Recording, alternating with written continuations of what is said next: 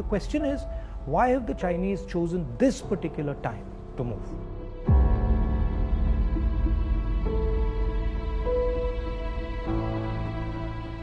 What is it about India's situation that has made China act in such an aggressive way?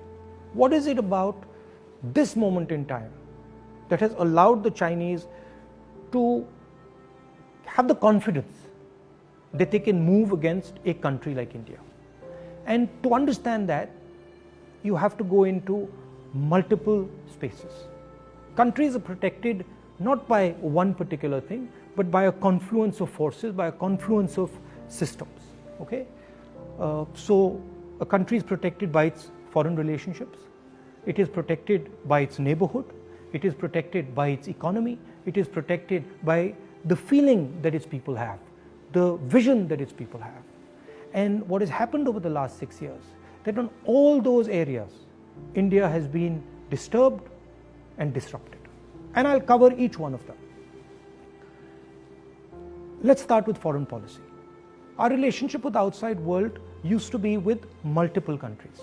We had a relationship with America, strategic partnership with America, I would say, and that is very important. We had a relationship with Russia.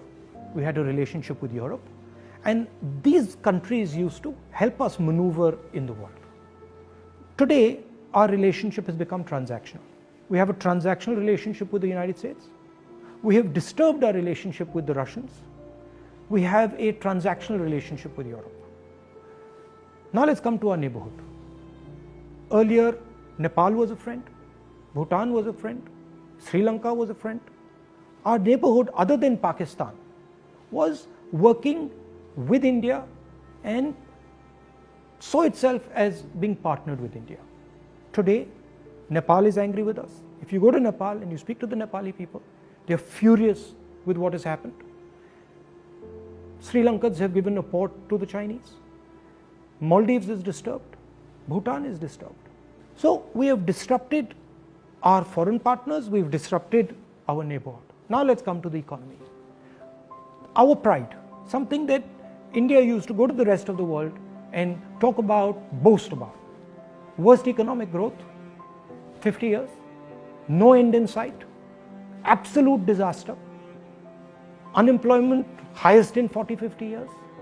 So our strengths have suddenly become our weaknesses. We told the government that, look, please realize that we are becoming vulnerable. All these things are connected. They're not separate. When you look at a nation, you have to look at all these factors and you have to act, take into account all these factors. We told them, listen, for God's sake, inject money into the economy, fire the economy, and do it immediately. Protect the small and medium businesses. They refuse to do it. So today you have a country which is economically in trouble as far as foreign policy is concerned, in trouble with its neighbors.